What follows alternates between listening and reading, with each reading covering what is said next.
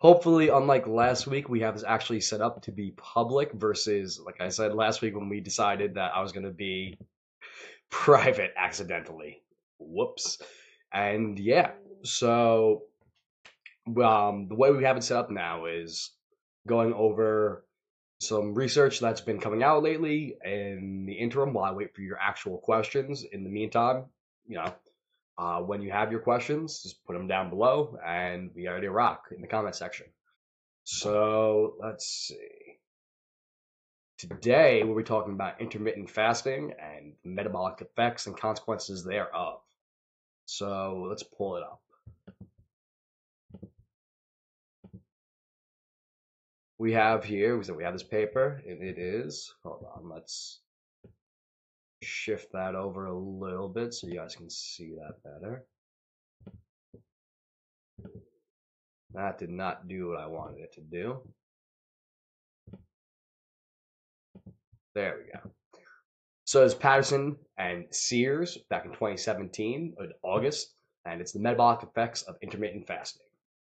Now, unfortunately, as you can see, it's behind a paywall, but as you can also see, being in school, I actually have the ability to check out behind it and see what's going on. So, here we go. Excuse me.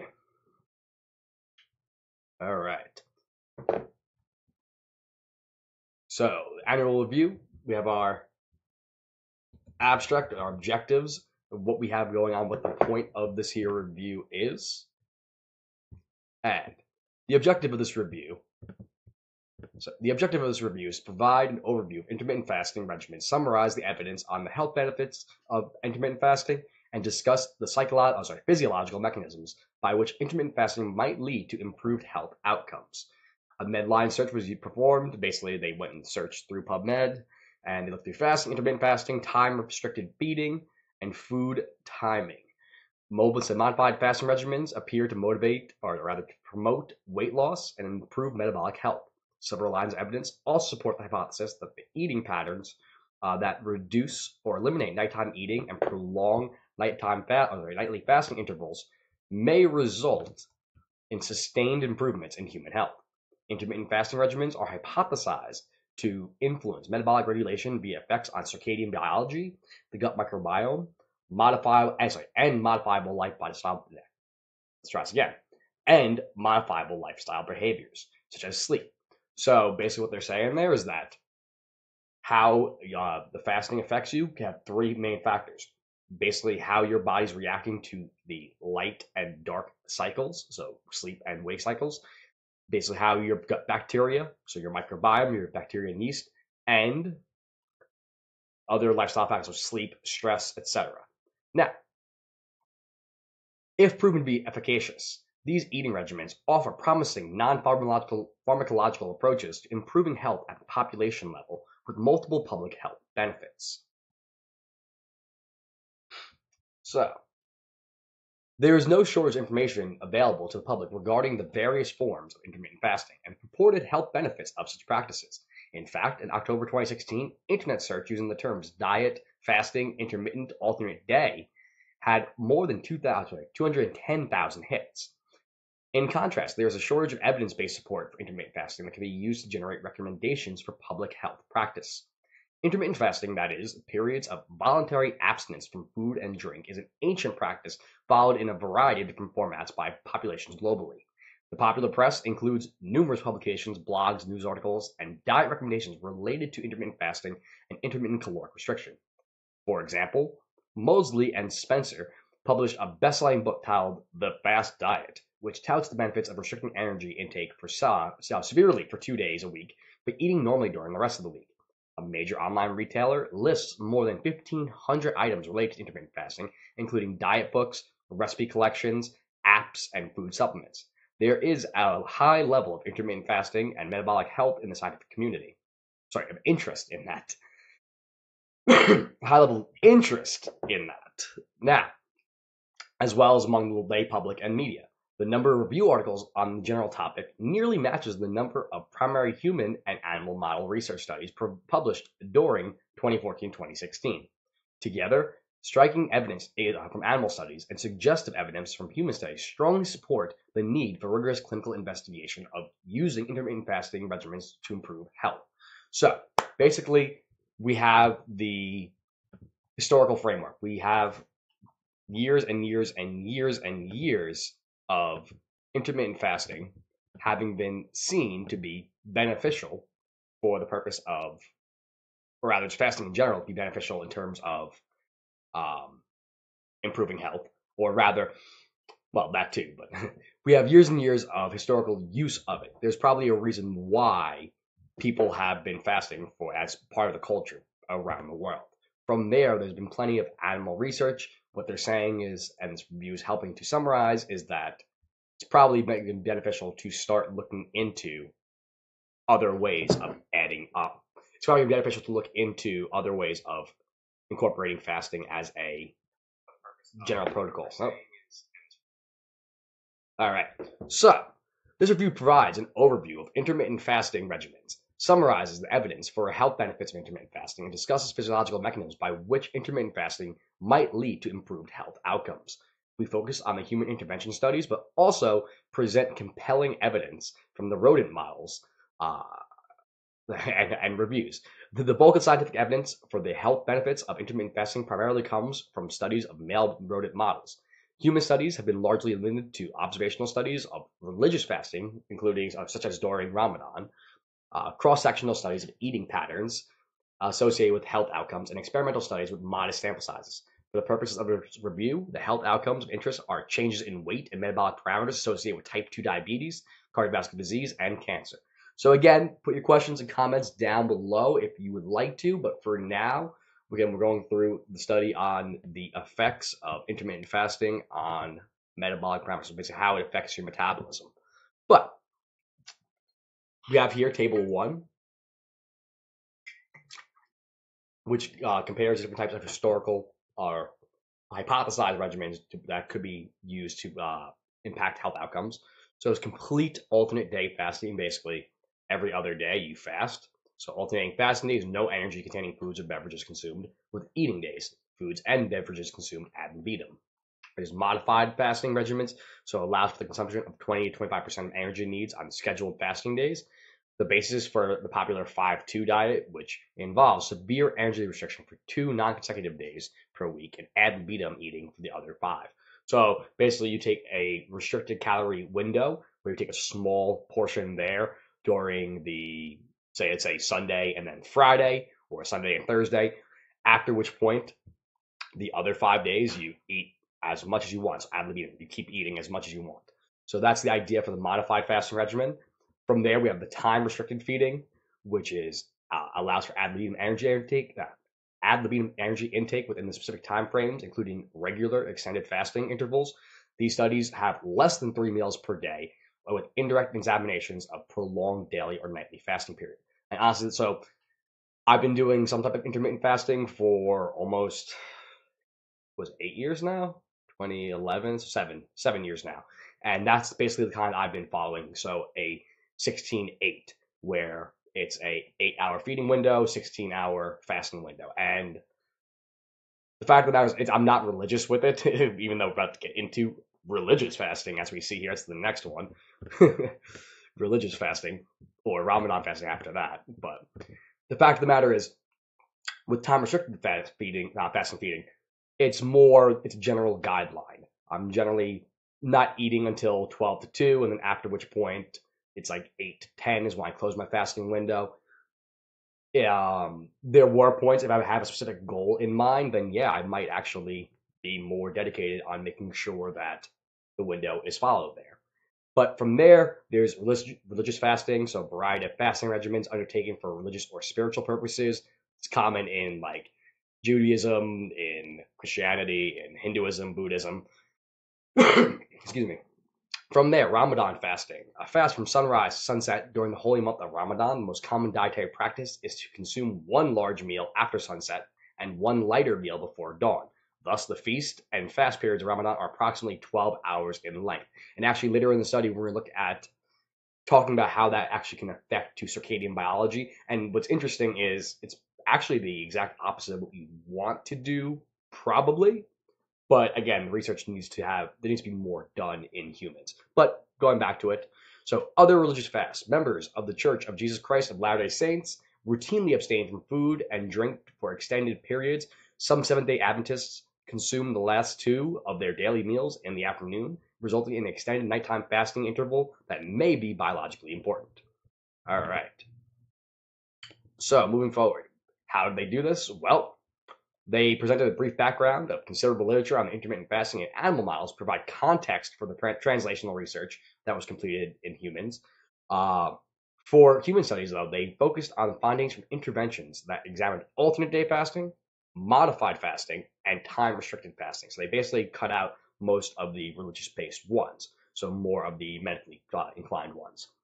And in addition, we culled relevant papers from the reference list of research papers, as well as reviews of fasting regimens.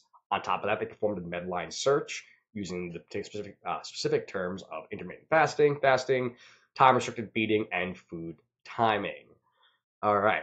The inclusion criteria for human studies were they were randomized controlled trials and non-randomized trials, adult male or female participants, and regarding the non-randomized, those to be ones. So randomized control trials be ones where some people were the control, some people did not fast, and other ones did. And the non-randomized trials were generally be ones that be no control, in which case everyone would be put on the fast. So moving forward, though, the inclusion also included adult male and female participants. That way we could see both biological sexes. The endpoints included changes in body weight or biomarkers associated with the risk of diabetes, cardiovascular disease, or cancer. Now, to be clear, this is not a formal review or a meta-analysis. They did not combine the data together. These studies cannot be combined because they have a markedly dissimilar with regards to interventions. The comparison groups, or lack thereof in the non-randomized trials their sample composition, how many people are actually in it, their study design, how they actually fed them, and the intervention duration. Intermittent fasting performed as a religious practice, such as during Ramadan, is reviewed separately and with less detail because these eating patterns are not motivated by health concerns and have generally been studied using observational study designs. So basically, rather than saying, okay, you're going to go and eat during XYZ window during those particular ones, it's observational in the sense that they gave them a food questionnaire, most likely. I forgot exactly which ones they used, but generally speaking, most nutritional science data research is collected using food frequency questionnaires or 24-hour recalls. So, yeah. Okay, so our human intervention studies, during the course of that literature search, they found 16 intervention trials in the literature that support the efficacy of intermittent fasting on human health. Most of the studies enrolled fewer than 50 participants. I mean, yeah, how many people are you going to enroll and say, hey, we're going to starve you for parts of the day? I mean, a lot of people are deciding to do it now of their own accord, but the fact of the matter is, generally speaking, it's a lot easier to say we're going to give you a bunch of food than say we're going to starve you a little bit, right? But hey. All right. Moving forward. The studies they looked at were Halberg 2005, Heilbronn 2005, Horn 2013. Those three were alternate day fasting protocols.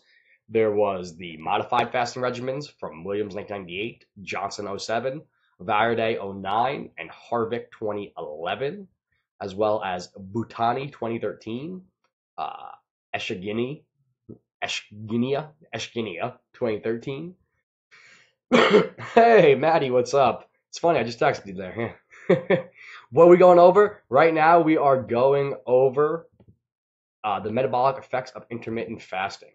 And again, we're going over whatever anybody wants to go over. It's Ask Me Anything. However, we are specifically focusing right now on intermittent fasting.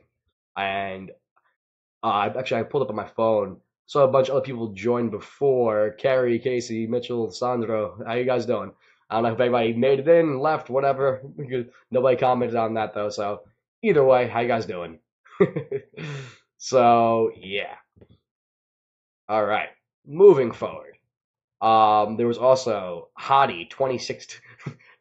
Hadi, not Hadi. 2016. From there, we have time restricted feeding.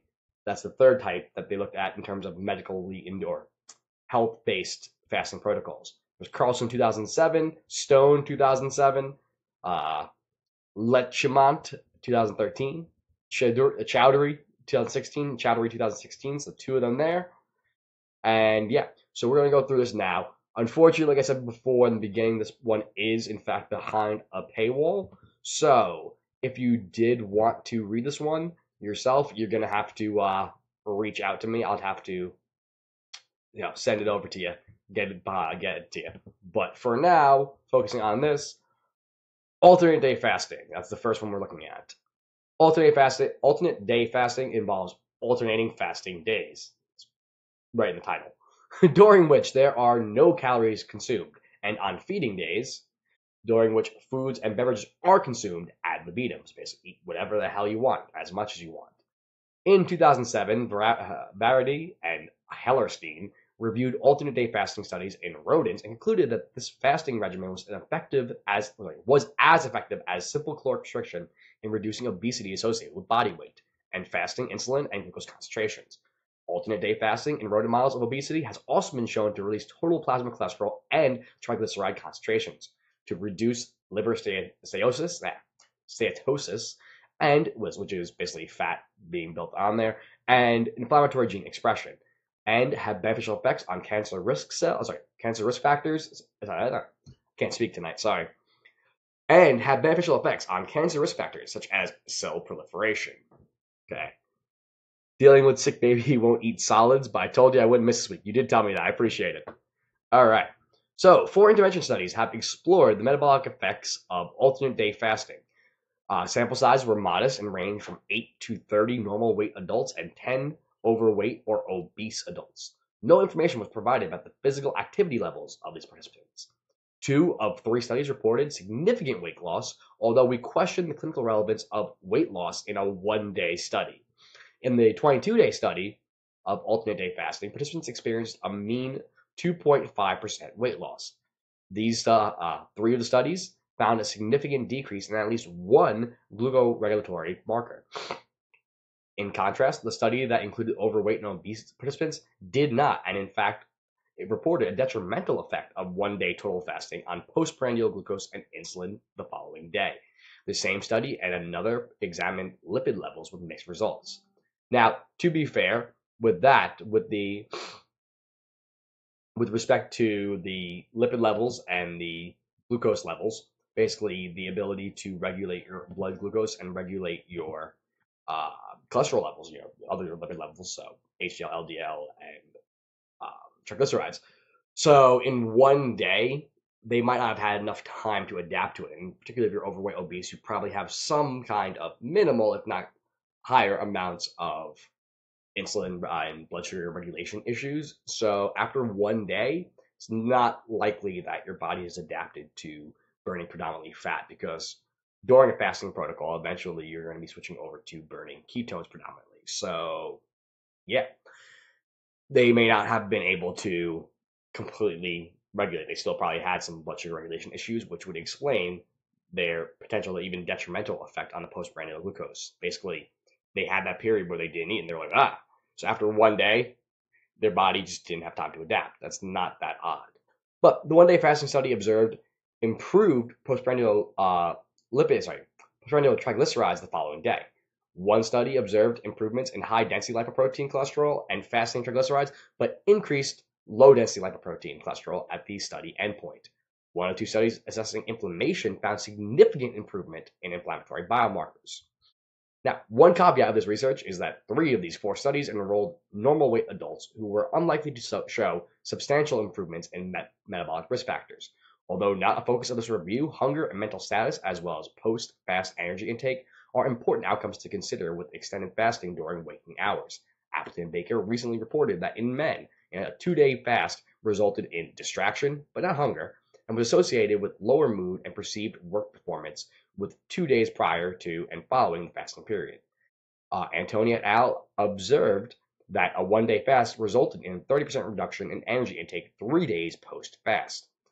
Heilbronn et al. Noted that participants reported considerable hunger on fasting days, which did not decrease over time. The sparse data on alternate day fasting suggests that this regimen can result in modest weight loss and lead to improvements in some metabolic parameters. However, reports of extreme hunger while fasting indicate that it may not be feasible for public health intervention.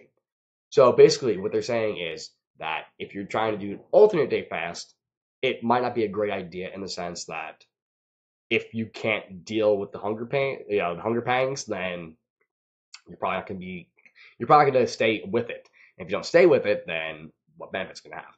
Having said that, excuse me. Having said that, it does show that there could be some potential benefits in terms of physiological parameters. So moving forward, modified fasting regimens. Modified fasting regimens generally, specifically, yeah, sorry, excuse me. Okay. So modified fasting regimens generally specify that the energy consumption is limited to 20-25% of energy needs on a regular scheduled fasting day. In these studies, the term fasting is used to describe periods of severely limited energy intake rather than no energy intake. This type of regimen, also called intermittent energy restriction, is the basis for the popular 5-2 diet, which involves energy restriction for 2 non-consecutive days per week and unrestricted eating during the other 5 days. A quick Coastal Craft Kombucha break here. Now, Verity et al. Have investigated the impacts of modified alternate day fasting in mice. In a trial comparing 85% energy restriction on alternate day fasts to ad libitum chow, the energy restriction condition resulted in decreased visceral fat, leptin, and resistin, and increases in adiponectin. Similar studies conducted by this research group also found that in mice, these fasting regimens appear to reduce adipocyte size, cell proliferation, and levels of insulin-like growth factor 1. We identified 9 trials of modified fasting in humans. Studies sample sizes ranged from 10 to 107 adults, all of whom were overweight or obese. Now we're getting somewhere. So the duration of fasting interventions range from 2 to 6 months.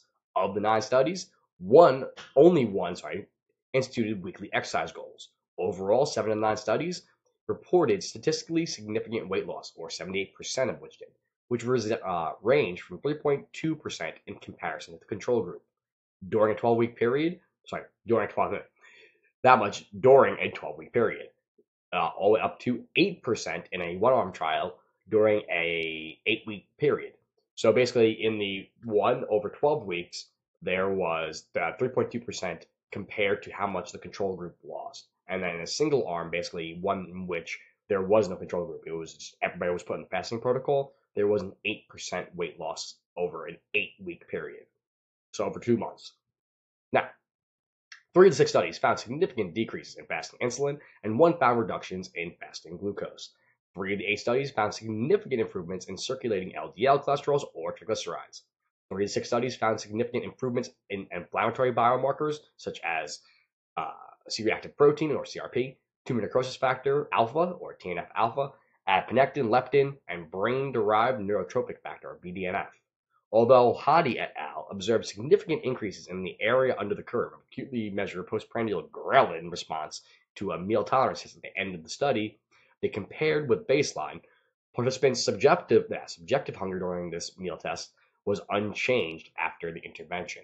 So basically, how they felt with respect to how they felt with respect to how hungry they were versus what the actual hunger hormone ghrelin, what the response was after the meal. So they didn't really see a change before, after, but their subjective appearance basically remained the same. All right. Interestingly, participants' feelings of fullness and levels of PYY, or peptide tyrosine, increased. Thus, although some feelings of fullness and levels of although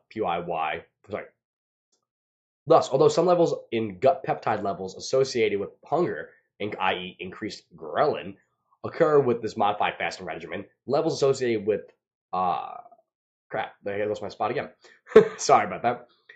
Hunger, such as increased ghrelin, occur with the modified fasting regimen. There were net beneficial effects on feelings related to reduced energy intake. So, while the hunger hormones actually increased in some of them, what happened was significantly increased, in fact, their actual subjective appearance of hunger didn't really change. So, while physiologically their body was saying, hey, we should eat more, they didn't feel that. So they didn't necessarily actually have to do anything. So physiologically, what that's starting to indicate is that you're probably burning through a little more because your body's saying, "Hey, we need to do more," and not, you don't have to actually fulfill it because you don't feel hungry. Anyway, half of these studies assess some aspect of mood or other behavioral side effects in response to the fasting regimen. In general, these studies reported that a small proportion, generally less than 15% of the participants, reported negative side effects, such as feeling cold, irritable, low energy, or hunger. Another term for that is the keto flu. It happens to a lot of people when they go low carb because, again, similar mechanisms. The key is allows people, again, without going sidetracked off of the actual research here, what a lot of people make the mistake of is when they reduce the caloric intake and particularly carbohydrate intake, they don't replace that with salt and or fat. In the case of the fasting, most likely these people were coming off their fast and they're probably going right back to carbs and going pretty high on those. Whereas things like fat probably keep them fuller in the long term. So if you're following this 5-2 protocol, probably better off eating, stuff that's higher on the fat and protein end. But whole another conversation for now. However, there were some mean improvements in mood, including reductions in tension, anger, and fatigue, as well as increases in self-confidence and positive mood. 3 of the 9 trials summarized above compared modified fasting with simple energy restriction. As shown in Table 2, weight loss regimens were either 1,200 to 1,500 calories or 25% caloric restriction per day, and one of these studies instituted weekly exercise goals. In only one case, the fasting regimens result in significantly more weight loss, with a mean loss of 9.6%, than a standard weight loss diet with a mean loss of 5.5%. It's basically double. But in 2 of these studies, there were significantly reduced insulin concentrations compared with energy restriction, but no other differences in biomarker concentrations. Excuse me. The 12-week controlled weight loss trial found that modified fasting regimen combined with an exercise protocol produced significantly superior weight loss results when compared with fasting alone or exercise alone. So exercise combined with fasting, good, do that.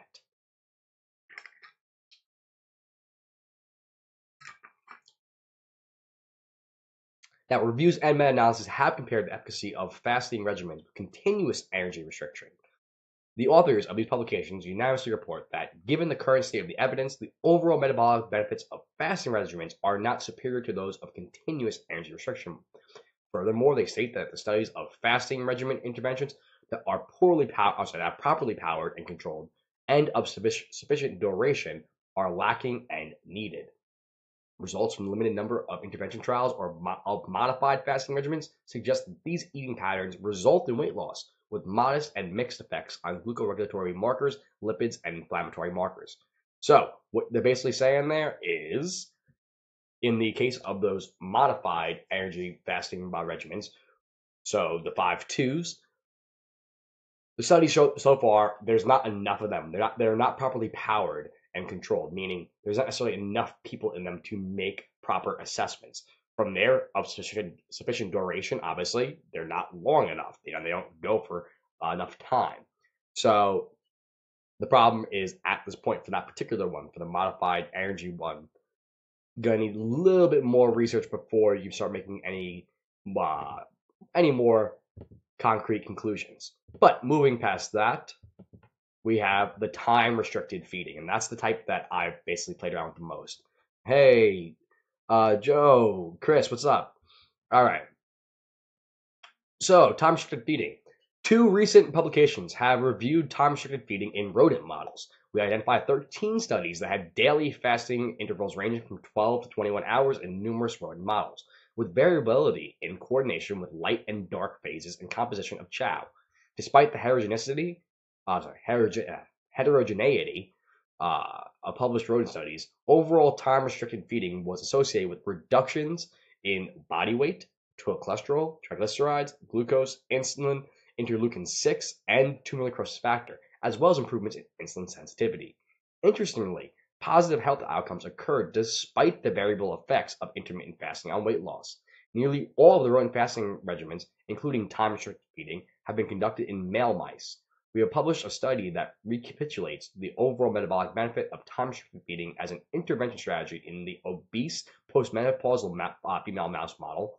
Thus, the time-restricted feeding intervention paradigm seems to be translational to both men and women. So what they're basically saying there is that in the time-restricted model, it could be good for both. Now, to be clear, I've talked about this before, may want to look specifically at, or rather, men tend to do better on it in general, but we'll get into that in a little bit too. So, time-restricted feeding research in animals highlights the potential importance of synchronizing intermittent fasting regimens with daily circadian rhythms.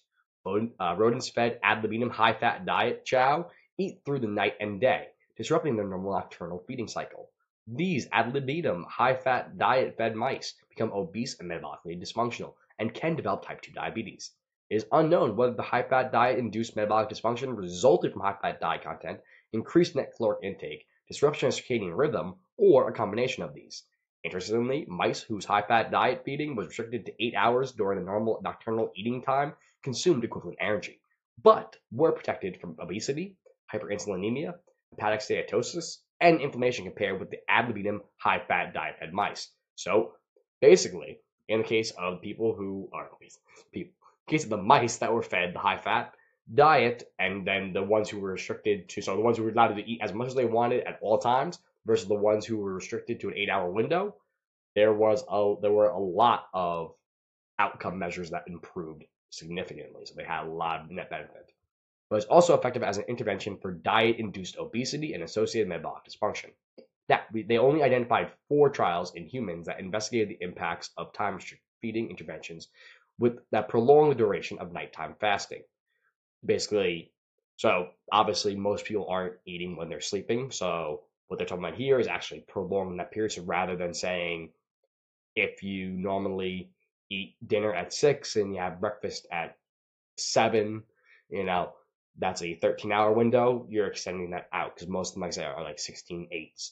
But we identified only 4 trials in humans that investigated that. 2 of the crossover studies found significant reductions in weight. A study in 29 normal weight men, 2 weeks per study condition. Basically, after 2 weeks, they switched to the other one. They prescribed a nighttime fasting interval of greater than 11 hours, which resulted in significant weight change difference between the intervention and the control.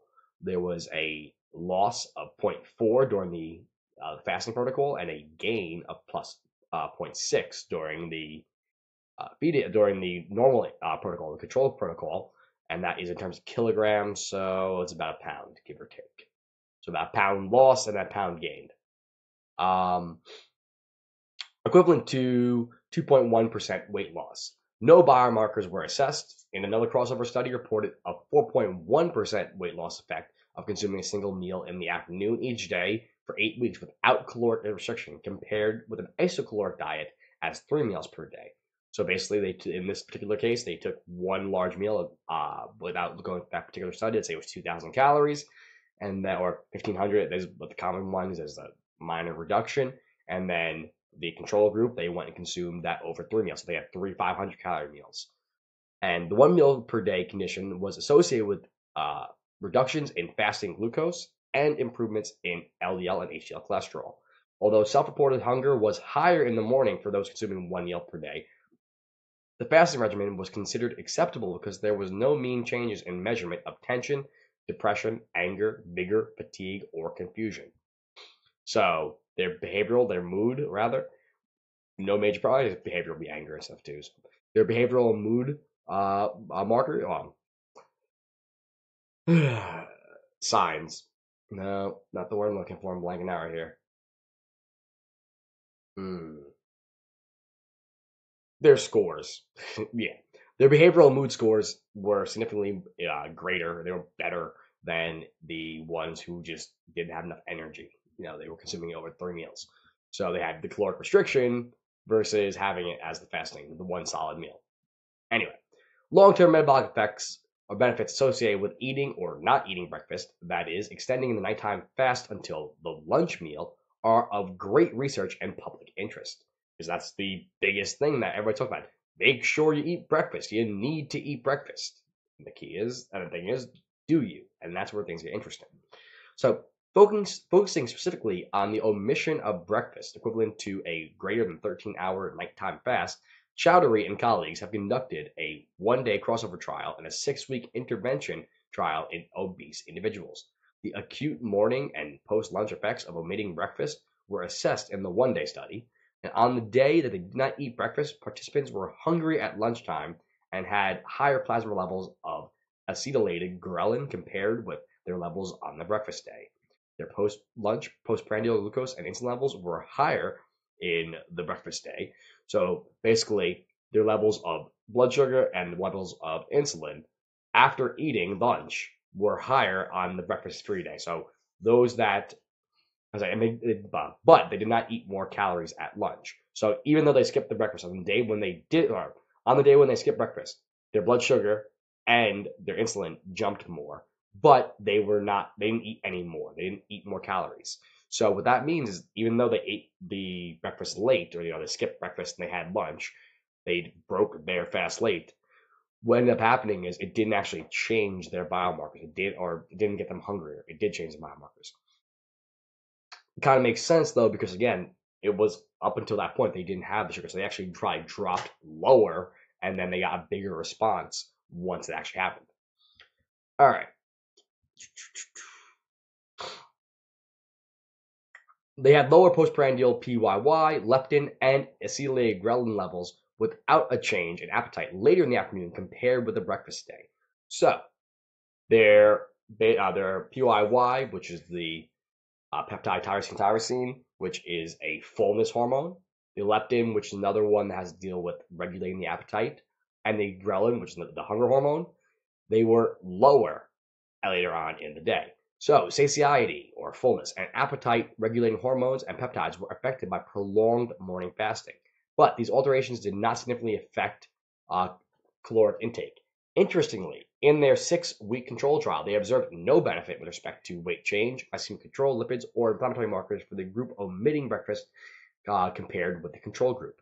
So for, again, anybody saying don't skip breakfast, there was no change. It ended up being exactly the same. All right. Studies in rodents have demonstrated that restricting the availability of food to normal nighttime feeding, because again, as we missed it before, they are nocturnal animals, improves metabolic profiles and reduces the risk of obesity and obesity-related conditions, such as non-alcoholic fatty liver and chronic diseases such as diabetes and cancer.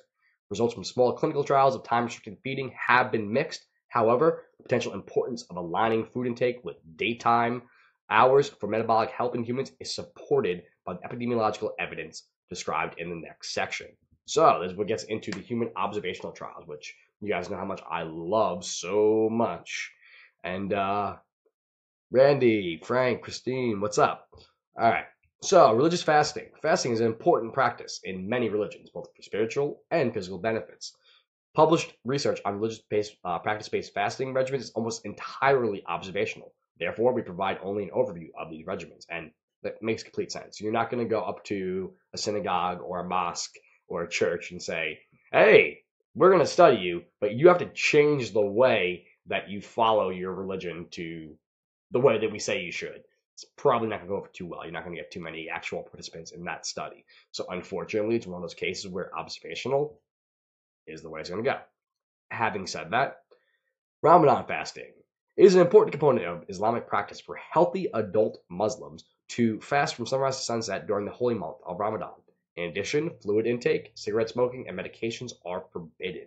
Depending on the geographical location of those who are fasting during Ramadan, day fasting can vary from 11 to 22 hours. Islamic fasting during Ramadan does not require energy restriction, however, as the intake of food and fluid becomes less frequent and changes in body weight may occur. 2012 meta-analysis of 35 studies examined weight changes during Ramadan. Across these studies, participants' ages range from 18 to 58. Just more than half, 52% of the studies, were conducted with both males and females. 34% were conducted with only males, and 11% were conducted with only females. The authors of the review found statistically significant weight loss in 21, or 60% of the studies. When pooled, the studies in this meta-analysis showed a 1.24 kilogram weight reduction during the month of Ramadan fasting.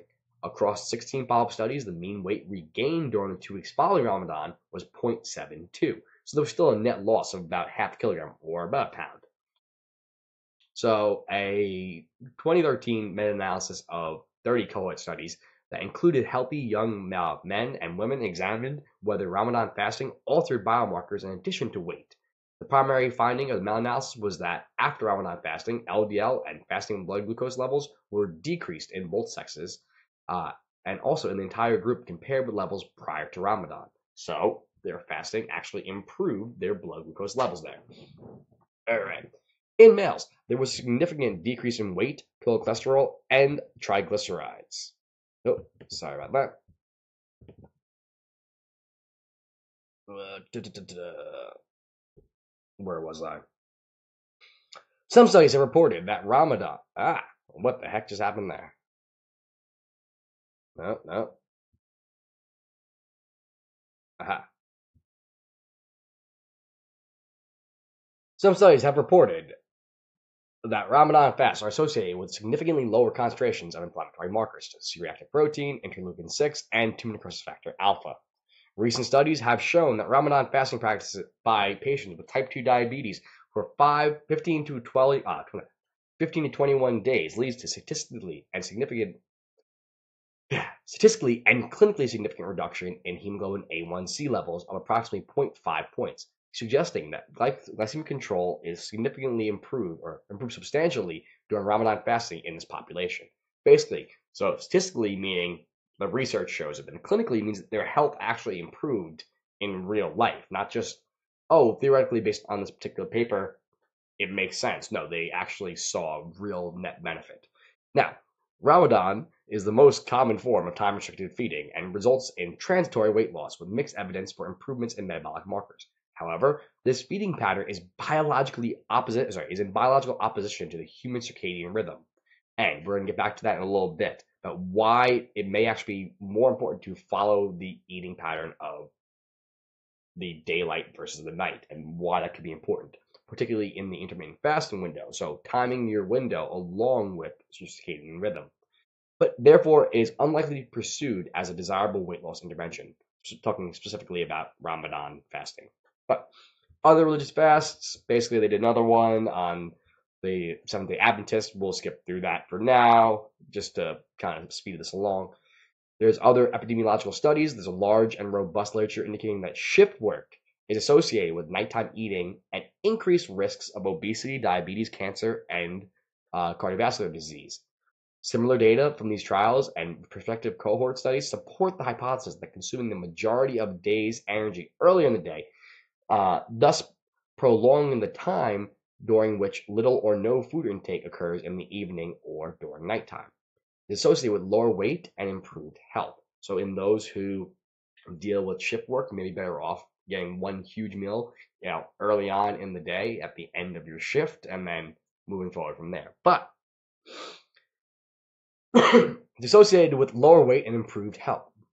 Using data from the National Health and Nutrition Examination Studies, the NHANES, we have shown that each 3-hour increase in nighttime fasting duration was associated with significantly reduced odds of elevated hemoglobin A1C and significantly lower CRP, so C-reactive protein concentrations, in women who ate less than 30% of their calories after 5 p.m.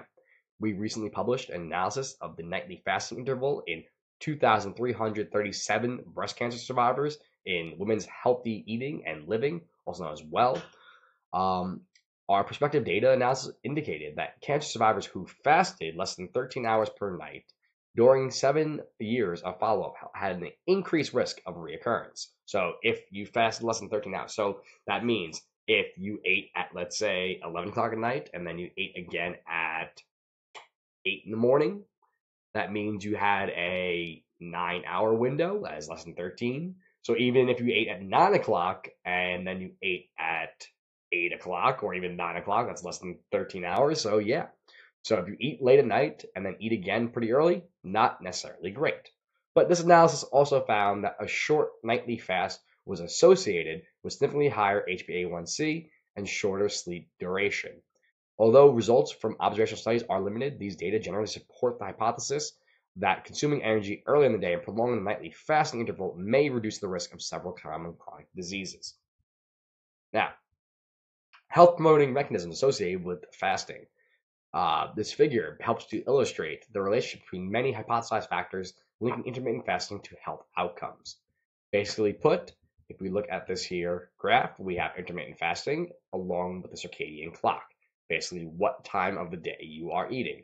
From there, we go and mix in the gut microbiome, your gut bacteria, and other microbes that live inside. Basically, the circadian rhythm can affect those as well. From there, we go to our modifiable lifestyle factors, so your diet, your activity, your sleep. When do you sleep? When do you move? And what are you actually eating? What's the composition of that diet?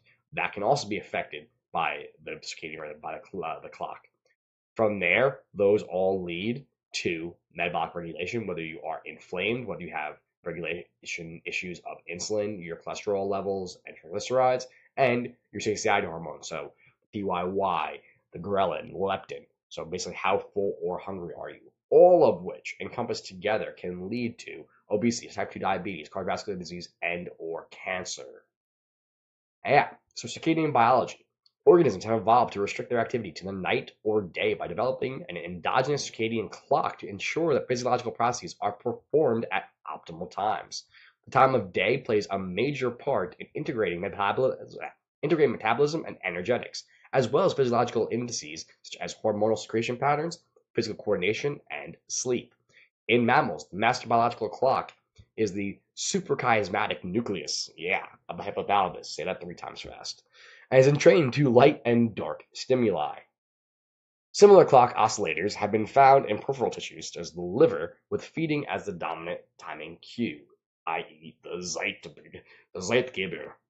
So basically, what they're saying is that in your brain, your hypothalamus, your brain is getting cued by light and dark. And because of that, it can actually go and have similar effects in peripheral tissue, so in your liver. So other tissues can be affected by what time of day it is.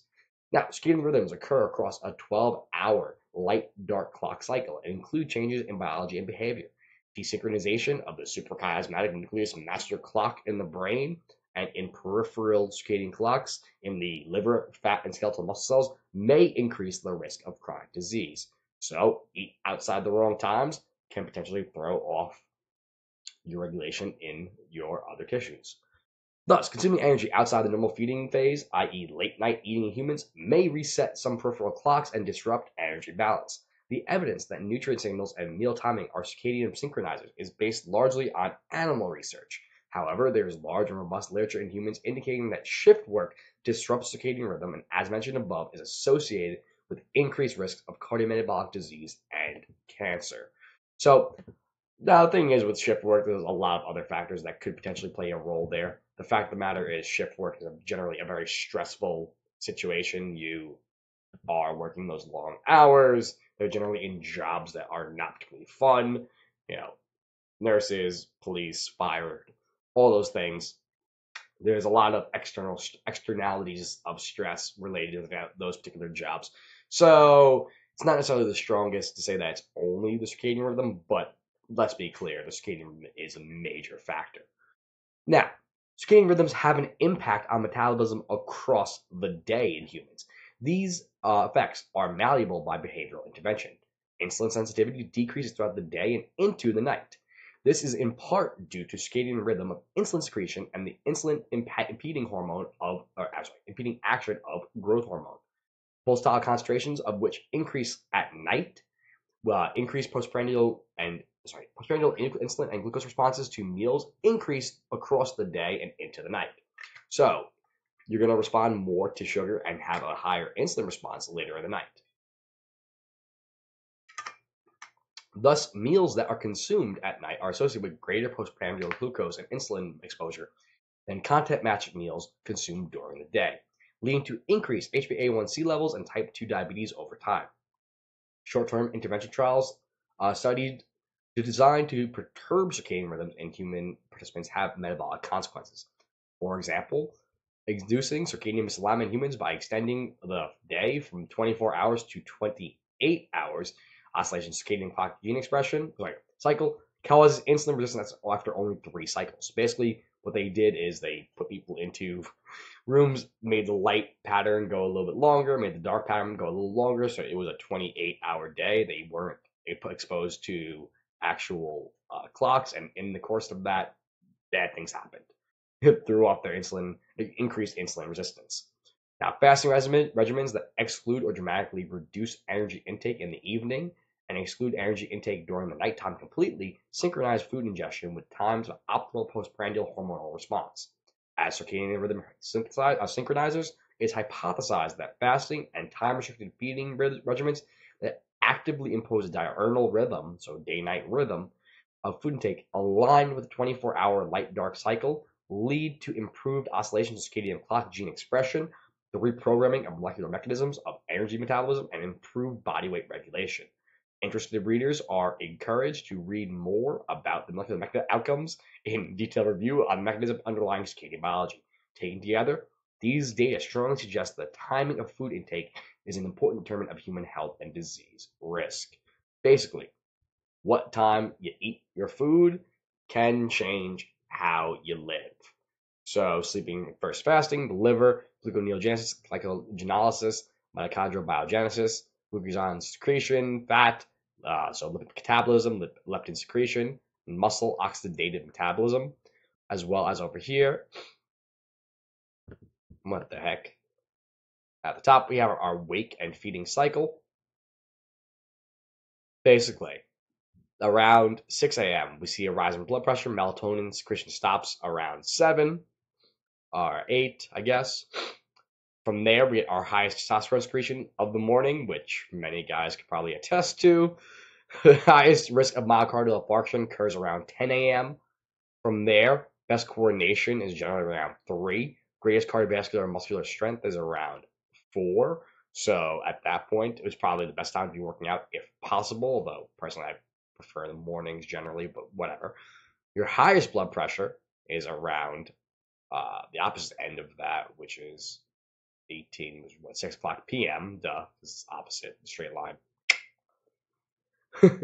After that, cholesterol starts to elevate around 7 p.m. From there, around 9 p.m., melatonin secretion starts to happen. Menopausal hot flashes are at their worst around 10 p.m. And then you should be getting into your deepest sleep around 2 a.m. And your lowest body temperature is around 4 a.m. And then your highest probability of death is around 5 a.m. That's fun. So basically, keep someone around you around 5 a.m., I guess. Anyway, moving forward. So now we've established that your circadian rhythm, what time of the day, is kind of important. Now let's bring in my favorite thing, the microbiome. Many functions of gastrointestinal tract exhibit robust circadian or sleep-wake rhythms. For example, gastric emptying and blood flow are greater during the daytime than at night. As described above, metabolic responses to a glucose load are slower in the evening than in the morning. Therefore, it is plausible that a chronically disturbed circadian profile may affect gastrointestinal function and impair metabolism and health. The gut microbiome is highly dynamic, exhibiting daily cyclical fluctuations in compositional diversity, so it can change over the course of the day.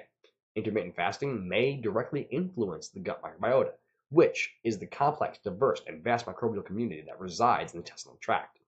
Studies suggest that changes in the composition and metabolic function of gut microbiota in obese individuals may enable an obese microbiota to harvest more energy from the diet than a lean microbiota, and therefore influence net energy absorption, expenditure, and storage. Basically, what they're saying there is that when you are obese, that may actually cause it. The hormones released from there may actually cause changes to your microflora. Basically, different ones will be able to grow stronger. And a lot of those particular kinds can actually pull out more energy from the food, which then can be utilized by you. So you may actually be getting more calories out of certain foods than the person sitting next to you. Crazy, right? So, thus, cyclical changes in the gut microbiome resulting from diurnal feeding and fasting regimens contribute to the diversity of gut microflora and represent a mechanism by which gut microbiome affects host metabolism. an extended fasting period, such as gut rest, could, basically establishing it's a gut rest, you're not actually doing anything, could lead to reduced gut permeability, leaky gut, and as a result, blunted postprandial endotoxemia, so toxins from those bacteria, particularly LPS generally, like a polysaccharide, getting into your blood. Good thing. And to blunted systemic inflammation, so reductions in inflammation, which are typically elevated in obesity. Recently, investigators from the Salk Institute for Biological Studies reported that a brain-gut pathway activated in the brain during fasting acts to promote energy balance by enhancing gut epithelial integrity. So, leaky gut is reduced due to a gut-brain pathway, leading to better energy balance, basically not having as many problems. Finally, jet lag-induced dysbiosis in both mice and humans promotes glucose intolerance and obesity that are transferable to germ-free mice-spawn fecal transplantation. Yes. So travel a lot, get jet lagged. That could actually lead to glucose intolerance through the gut bacteria and through other hormonal mechanisms. Cool. Fasting regimens appear to have positive effects on the gut microbiota. Future studies characterizing the health impacts of fasting regimens on the human microbiota have the potential to make important contributions to the field. So from there, and again, we're almost at an hour at this point. We'll kind of breeze through this a little bit. But some modifiable lifestyle behaviors that you can start to incorporate now include changing the energy intake. So the metabolic unit studies in the alternate day and the modified alternate day fasting have documented decreased energy consumption. Basically, because you're consuming that 20-25% of your calories during that 1 day fast or that alternate day, you generally end up actually consuming less on your ad libitum or eat whatever the hell you want day. So that's a potential idea. Part of it could be in relation to the energy balance, or sorry, energy intake, how much you actually end up taking in. Fasting may result in less energy being taken in. From there, your energy expenditure.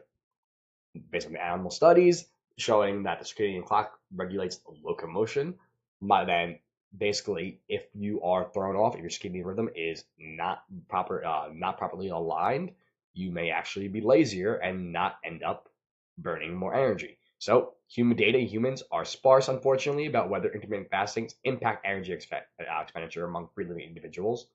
However, Hadi et al. Did not observe changes in physical activity during their alternate day fast. However, Chowdhury et al. Did not observe differences in 24-hour physical activity either. So basically, in those who skipped their breakfast meal compared with the control group, neither one of those in the human trials saw much of a change in terms of whether you got lazy or not. It's possible, but Sleep. Numerous observational studies have reported that nighttime eating is associated with reduced sleep duration and poor sleep quality, which can lead to insulin resistance and increased risk of obesity, diabetes, cardiovascular disease, and cancer. Specifically, eating meals at abnormal circadian rhythm times,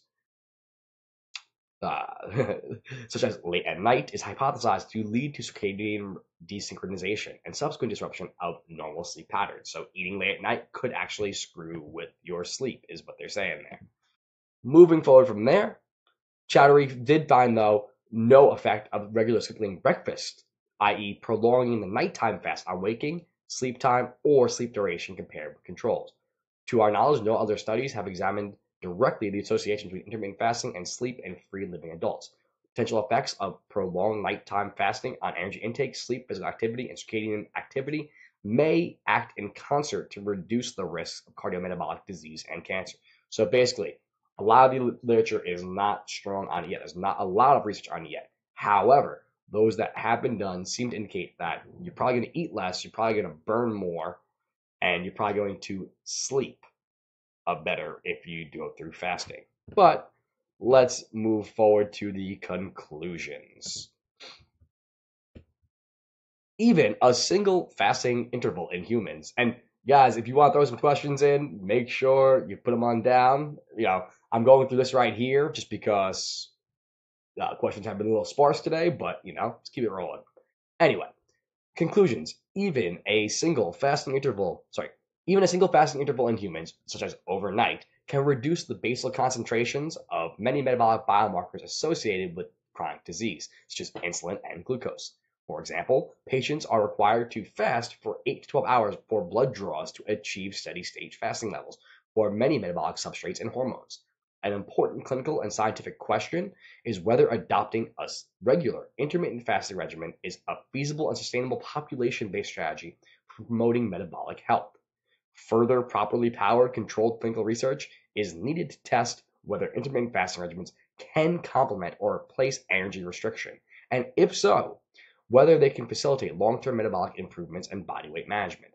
Some of your points are supported by the current evidence. So what they're saying there is that, right now, calories in, calories out is the predominant. How do you lose weight? How do you improve health? Calories in, calories out, right? Which is the energy restriction model. Well, what they're saying is that perhaps fasting could be the alternative.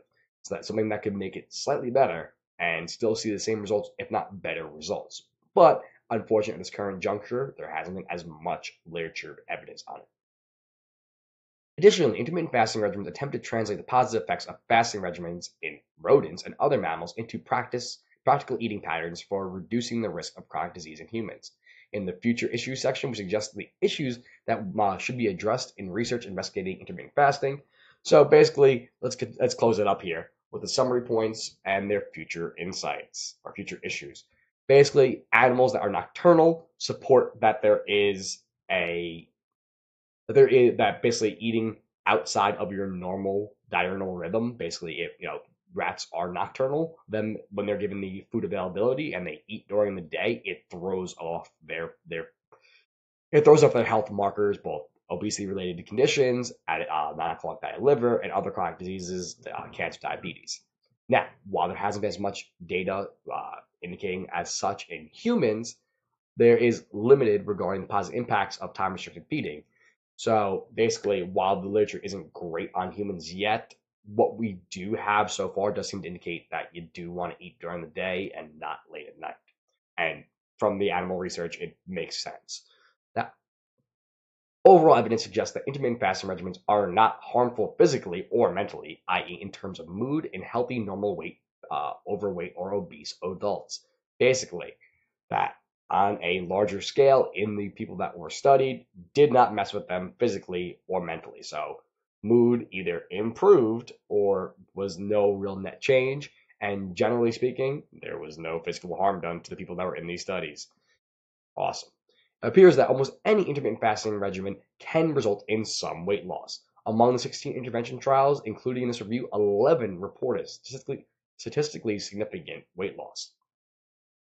Alternate day fasting appeared to result in weight loss as well as reductions in blood glucose and insulin concentrations in the 3 studies in this regimen. However, this fasting regimen may not be practical because it leads to intense hunger on fasting days. Modified alternate day fasting resulted in reduced weight, reductions ranging from 3.2% compared to the control and to 8% in the one-arm trial, so without a control over 8 weeks. And there was limited and mixed evidence for reductions in insulin, improvements in blood lipids, or reductions in inflammatory markers. Research has not demonstrated that alternate day fasting produced superior weight loss in comparison to standard continuous calorie restriction. And there are considerable observational data on various forms of religious fasting, most of which suggest that regimens result in transitory weight loss and have mixed impacts on other biomarkers. The data is lacking regarding the impacts of intermittent fasting on other health behaviors, such as diet, sleep, and physical activity. And there is limited data linking intermittent fasting with clinical outcomes, such as diabetes, cardiovascular disease, cancer, or other chronic diseases, such as Alzheimer's. Basically, what they're saying is that while a lot of the information the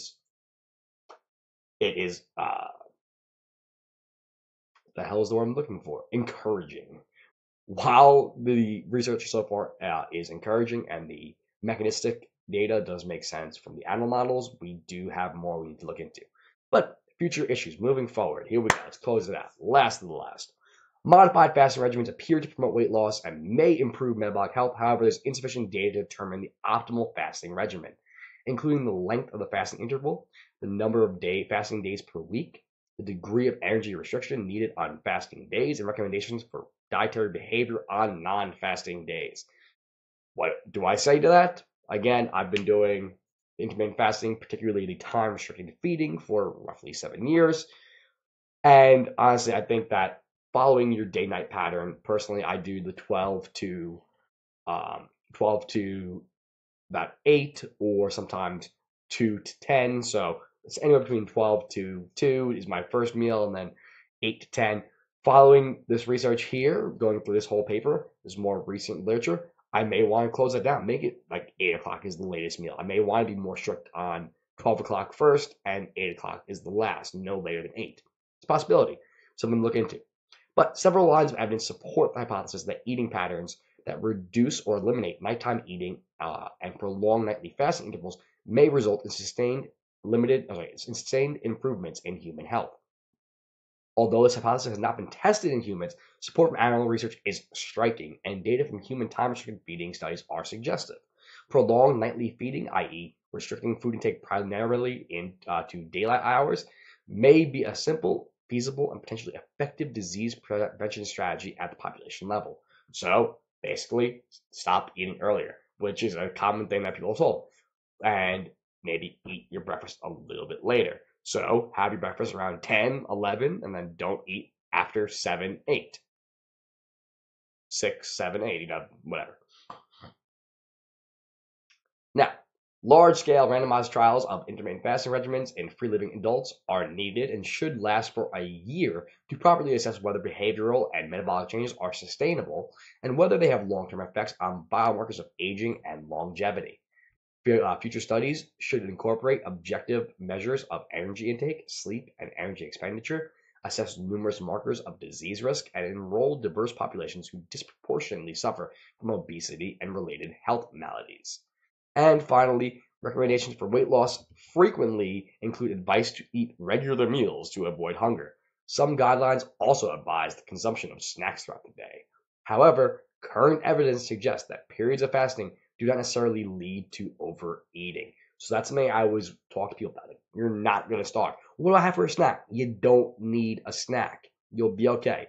The whole Snickers commercial thing, it's bullshit. Just saying. All right, guys. Hopefully this was helping me out. Hope you liked it. Yeah, I would like a little more engagement, but what can you do? It's all good. At least this week we were live and public, unlike last week, where I was an idiot and was not public, but whatever. So yeah, I'll be back to doing these Facebook lives, and if you have individual questions, I'd be happy to go through them specifically, but otherwise we can go through the research, or if there's other things you want me to go through. It doesn't have to actually be actual literature, but these kind of papers, I can basically go through them in about an hour, so they fit pretty well into what I'm trying to do. But yeah, BioCream should be coming out any day now. The printer, I think, is printing them up at this point, so cool. All right, guys, I'll see you next week.